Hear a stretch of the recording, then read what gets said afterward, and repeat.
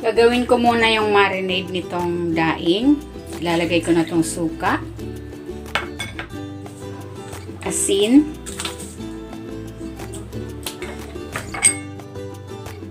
paminta, bawang, at para mas masarap, maglalagay ako ng kalamansi at ng patis. Haluin muna natin. Kung hindi ka pa nakapag-subscribe sa aking channel, please subscribe at i-click mo na rin ang notification bell para lagi kang updated sa aking latest recipes. Ayan, okay na ito.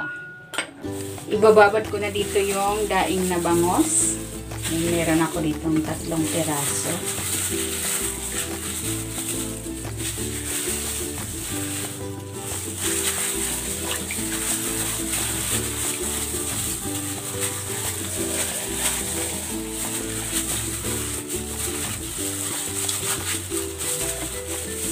Ayan, ibabad natin ito for 3 hours or mas maganda kung maibababad natin ito overnight para mas malasa yung ating bangus.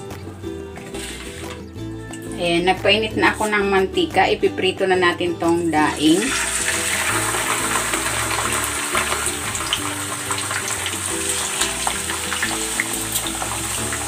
Lagyan natin ng splatter para hindi ito.